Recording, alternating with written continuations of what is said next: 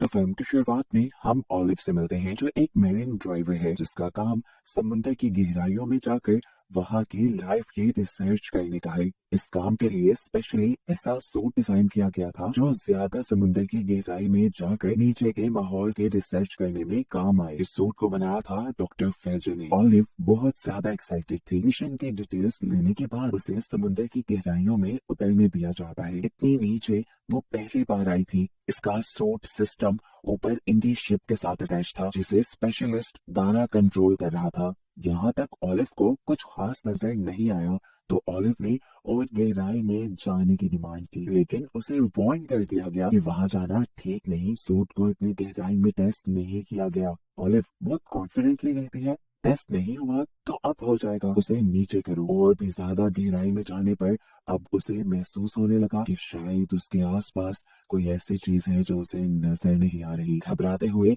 उसने light on करने को बोला। लाइट्स ऑन होते ही दिखाया गया कि किसी ने ऑलिव पर हमला कर दिया था। ये लाइट्स के ऑन होने के फौरन बाद हुआ था, तो कहा जा सकता है कि जो भी चीज थी रोशनी से घबराती थी। इस हमले की वजह से सूट के सिस्टम काफी सारे फेल हो गए थे। ऊपर दारा के लोग सिस्टम को फेल होता देखकर ऑलिव को ऊपर खींच लेते हैं, लेकिन क्योंकि ऑलिव काफी गहराई में थी तो ऊपर आने में भी वक्त लगा और देखने को मिला कि ऑलिव के पूरे सूट में अब पानी भर चुका था। काफी देर बिना ऑक्सीजन के पानी में रहने की वजह से वो मरने की हालत पे आ गई थी, लेकिन सही वक्त पर दारा ने उसकी जान बचा ली। और फिर डॉक्टर्स ने उसका चेकअप किया। जब उससे पूछा गया कि उसने नीचे क्या देखा था या किस चीज ने तुम्हारे ऊपर हमला किया था, तब बहुत याद करने में भी ऑलिव को कुछ याद नहीं आया। डॉक्टर ने बताया कि ऑलिव को शॉर्ट टर्म मेमोरी लॉस हो चुका है। ज्यादा देर तक ऑक्सीजन के ब्रेन तक ना पहुंचने की वजह से ब्रेन एक्टिवली वर्क नहीं कर रहा था। ये नॉर्मल था और वक्त के साथ साथ ये ठीक भी हो जाता। चेकअप के फौरन बाद ऑलिव को डॉक्टर फ्रेजर से मिलवाया जाता है जो उस पर गुस्सा थे कि तुम बिना इजाजत के सूट को ज्यादा गहराई में लेकर क्यों गई। वो पहली बार में ही बर्बाद हो गया और उस पर लगे मिलियन डॉलर्स वेस्ट हो गए। कंपनी का बड़ा नुकसान हुआ था। अपनी मनमानी की वजह से ऑलिव को जॉब से निकाल दिया गया। हालांकि ऑलिव को अपनी जॉब बहुत पसंद थी। वो चाहती थी कि वो मेरीन लाइफ में कुछ ऐसा खोज कर लाए जिससे दुनिया में उसे पहचाना जाए। है अब जब वो सूट देखने और अपना सामान इकट्ठा करने गई तो उसे अपने सूट पर अजीब ब्लैक लिक्विड मिला। ये चिपचिपा सा था। सूट को पूरा देखने पर उसे इसके अंदर से एक ब्लैक चीज भी मिली। शायद ये वही क्रिएचर थी जिसने ऑलिव पर हमला किया था। ऑलिव ने जल्दी से इस क्रिएचर को छुपा लिया ताकि पहली बार इस क्रिएचर को दुनिया उसकी तरफ से देखे और नाम हो इसका कि इस क्रिएचर के बारे में उसने पता चलाया है। कंपनी ने तो पहले ही उसे निकाल दिया था, तो ये चीज कंपनी का देना बेकार था। टूल बॉक्स में छुपा दे वो इस क्रिएचर को अपने साथ अपने घर ले गई जहाँ उसका हस्बैंड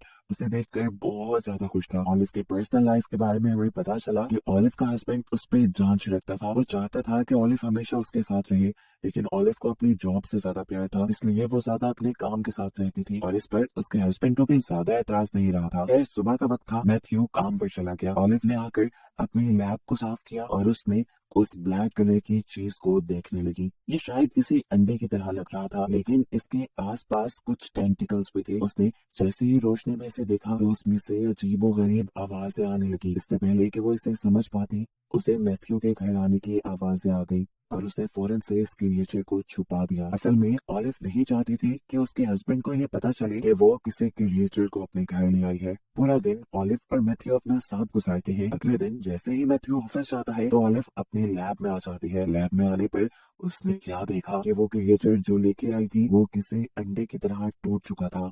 वहां पे जगह जगह ब्लैक कलर का लिक्विड फैला हुआ था। अचानक उसे किसी के रेंगने की आवाज आई। पीछे मुड़कर देखा तो इस अंडे से निकला हुआ क्रिएचर इसी रूम में घूम रहा था। ऑलिव ने जब उसके ऊपर टॉर्च की तो वो घबरा कर आगे चला गया और ऐसे ऑलिव समझ गई कि ये लोग रोशनी से घबराते हैं। जाहिर सी बात है समुद्र की गहराइयों में अंधेरा रहता है, इसीलिए वहां ये लोग सरवाइव कर पाते हैं। खैर ऑलिव जैसे ही उसे पूरी तरह देखने के लिए उसके करीब जाती है और उसके मुंह पे रोशनी डालती है तो वो क्रिएचर उसके मुंह के ऊपर काले रंग का लिक्विड गिरा देता है। ये लिक्विड थोड़ा सा ऑलिव के मुंह में भी चला गया था और ऑलिव की हालत काफी अजीब हो गई थी। वो काफी देर यूं ही पड़ी रही और जैसे ही उसे मैथ्यू की आवाज आई तो वो जल्दी से उठी। उसने अपने आप को अपनी आंखों को साफ करने की नामुमकिन सी कोशिश की और फिर इस कमरे को साफ करते हुए उस क्रिएचर को छुपाकर वो यहाँ से चली गई। मैथ्यू ने ऑलिव के लिए एक सरप्राइज डिनर प्लान किया हुआ था। ये लोग तैयार होकर डिनर के लिए चले गए, जहाँ मैथ्यू ने नोटिस किया कि आज ऑलिव काफी अजीब बिहेव कर रही है। उसने पूरे डिनर के टाइम पे कोई बात नहीं की और खाना तो उसने ऐसे खाया जैसे वो सदियों से भूखी हो। ऑलिव ने उसे कहा भी आराम से खाओ, लेकिन उसने नहीं सुनी। घर आकर उसे वॉमिट हुई ब्लैक कलर की, और जब वो बिस्तर पर लेटी तब भी उसने मैथ्यू पे बिल्कुल ध्यान नहीं दिया। अब उसके जहन में क्रिएचर की ही बातें चल रही थी। अपनी सोचों से परेशान सुबह को ऑलिव अपने कलीग दारा को बुलाती है और उसे ये क्रिएचर दिखाती है, जिस पर दारा उसे बताता है कि ये क्रिएचर तुमने पहले कोई कभी डिस्कवर नहीं की। ये समुद्र में रहने वाला एक मॉन्स्टर है और उसे पहले भी देखा गया है। दारा ने ऑलिव को बताया कि ये बहुत ही खूंखार है, इसे घर में रखना सेफ नहीं, बेहतर है कि तुम इसके बारे में अपने हस्बैंड को बता दो। लेकिन ये सुनकर ऑलिव गुस्सा हो गई और उसने दारा से कहा कि तुम भी इसके बारे में किसी को कुछ मत बताना, मैं इसे खुद संभाल लूंगी। अब जब ऑलिव को ये कंफर्म हो चुका था कि ये एक मॉन्स्टर है, तो वो इसको बहुत सा मीट यानी गोश्त खिलाने की कोशिश करती है, लेकिन तरह तरह का गोश्त भी काम नहीं आता। गोश्त काटते हुए अचानक से ऑलिव के हाथ पे कट लग गया। उसके हाथ से निकलता खून सूंघकर जैसे ही मॉन्स्टर तड़प गया, उसे जैसे इसी चीज की तमन्ना थी। ऑलिव भी समझ गई कि इस मॉन्स्टर को क्या चाहिए, इसलिए उसने अपना खून आज इस मॉन्स्टर को पिला दिया। उसे पता चल गया था कि अब इस मॉन्स्टर को गोश्त नहीं बल्कि इंसानी गोश्त चाहिए, लेकिन वो ये कहाँ से लेकर आती। आधी रात में वो उठती है और मैथ्यू से छुप कर आकर इस मॉन्स्टर को अपना खून सक करवाती है, मानो ऐसे जैसे इस मॉन्स्टर ने उसे अपने काबू में कर लिया हो। सारे अजीब काम कर रही थी वो ज्यादा से ज्यादा वक्त इस क्रिएचर के साथ स्पेंड करने लगी थी और मैथ्यू को तो जैसे वो भूल ही गई थी। काफी दिन बाद उसकी बहन भी उससे मिलने के लिए उसके घर आई। एली उसके लिए और मैथ्यू के लिए बहुत सी वाइन लाई थी। ये सब जब एंजॉय कर रहे थे तब एली ने भी नोटिस कर लिया कि ऑलिव यानी उसकी बहन मैथ्यू से दूर दूर रह रही है। मैथ्यू के यहाँ से जाने के बाद उसने ऑलिव से पूछा, क्या तुम्हारे और मैथ्यू के रिलेशन में कुछ गड़बड़ी है? जिस पर ऑलिव ने साफ मना कर दिया कि ऐसा कुछ नहीं। इतने में ही ऑलिव की कॉल आ जाती है और वो कॉल रिसीव करने चली जाती है।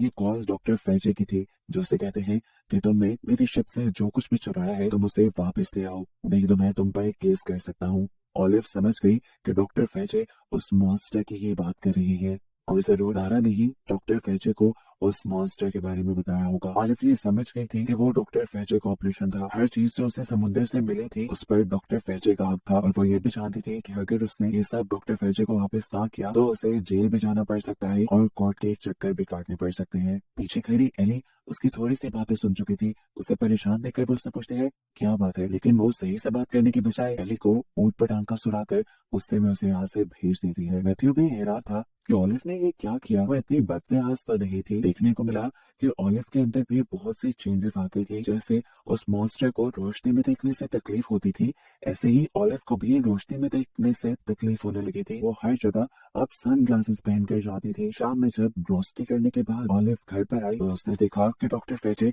पहले से ही उसके घर पर आए हुए थे। वो समझ गई थी कि डॉक्टर फेचे उस मॉन्स्टर को देखने और उसे लेने के लिए यहाँ आए हैं। डॉक्टर फेचे ने उस मॉन्स्टर को देखते ही उससे कहा कि इसे घर में रखना खतरनाक हो सकता है, मैं इसे अपने साथ लेकर जा रहा हूँ। ऑलिव को मॉन्स्टर से अजीब सा लगाव हो गया था। उससे दूर जाने का सुनते ही उसे पता नहीं क्या हुआ, अजीब सी फीलिंग हुई और उसने पास पड़ा एक पत्थर उठाकर डॉक्टर फैजे के सर पे दे मारा। इससे पहले कि डॉक्टर फैजे यहाँ से उठकर कुछ करते, यहाँ से चले जाते, अपनी जान बचाते, उससे पहले ही ऑलिव उसे इस मॉन्स्टर को खिला देती है और फौरन वॉशरूम में आकर अपने कपड़े बदलने लग जाती है, जिस पर डॉक्टर फैचे का खून लग चुका था। वो रोने लगी क्योंकि उसने एक इंसान की जान ले ली थी, लेकिन वो ये सब खुद से नहीं कर रही थी, शायद मॉन्स्टर ने उसे कंट्रोल किया हुआ था। खुद नहाने के बाद वो वॉशरूम में जाती है और वहां से सारा डॉक्टर फैचे का खून साफ कर देती है और डॉक्टर फैचे की बची हुई हड्डियां और कपड़े जाकर इस समुद्र में फेंक देती है। सफाई करते हुए उसे डॉक्टर फैचे के कपड़ों में से उनके लॉकर की कीज भी मिल गई थी, जिसे लेकर वो डॉक्टर फैचे की बोट में गई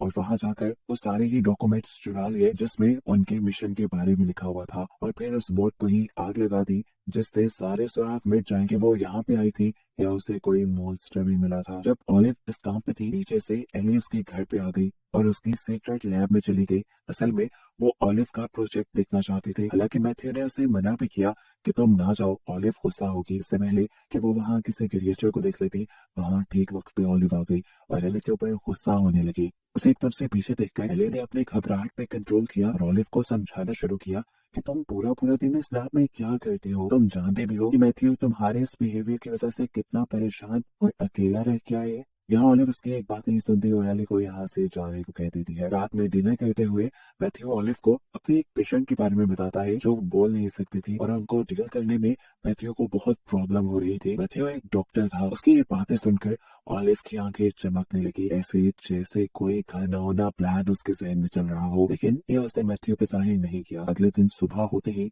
वो मैथ्यू की आईडी लेकर हॉस्पिटल चली गई और वहां से उस पेशेंट को गाड़ी में डालते हुए वो घर की तरफ बढ़ने लगी। लेकिन उससे पहले ही मैथ्यू ने उसे देख लिया। वो घबरा गई, लेकिन शुक्र था कि मैथ्यू ने ये नहीं देखा था कि वो पेशेंट अब ऑलिव की गाड़ी में है। ऑलिव ने जल्दी से देखने को बंद कर दिया था। जब मैथ्यू ने उससे पूछा कि तुम यहाँ क्यों आए हो, तो ऑलिव ने जल्दी से उसे उसकी आईडी पकड़ा दी और बोली कि तुम घर भुलाए थे, बस यही तुम्हें लेने आई थी। घर आते ही वो इस लेडी को अपने मॉन्स्टर को खिला देती है।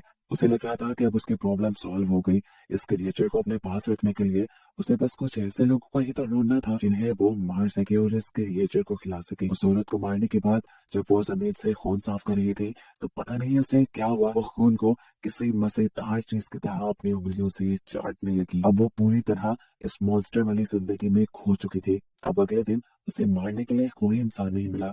वो जब बाहर आई तो उसे मैथ्यू सोया हुआ दिखा। उसके दिल में आया भी ख्याल कि वो मैथ्यू को ही मार दे, लेकिन फिर उसने नहीं मारा। आखिर मैथ्यू उसका हस्बैंड था। सुबह होते ही अब वो दारा के पास जाती है, अपने कुलीग के पास जिसने ये बात डॉक्टर फेजे को बताई थी कि उसके पास एक मॉन्स्टर है। यहाँ दारा उससे माफी मांगता है कि मैंने ये गलत किया। ऑलिव भी उसे माफ कर देती है और ऐसा प्रिटेंड करती है जैसे अब उसे कोई प्रॉब्लम नहीं है। वो उसे कुछ दिखाना चाहती है। ऐसे ही बातों में लगाते हुए वो दारा को अपने घर ले गई और उसे भी मार कर अपने मॉन्स्टर को खिला दिया। अभी तक किसी को भिनक तक नहीं पड़ी थी कि ऑलिव इतने घिनौने काम करने लगी है, वो मर्डर करने लगी है और इस सीरियल किलिंग में उसे अब मजा भी आने लगा था। अब इसी रात एली उनके घर आती है। एली असल में ये बताने के लिए आई थी कि वो शहर छोड़कर जा रही है, जिस पर ऑलिव ने बहुत कोल्ड रिप्लाई दिया कि हाँ ठीक है, सबको ही काम करना चाहिए। ऑलिव को छोड़कर मैथ्यू और एली एक दूसरे से बात करने लगे।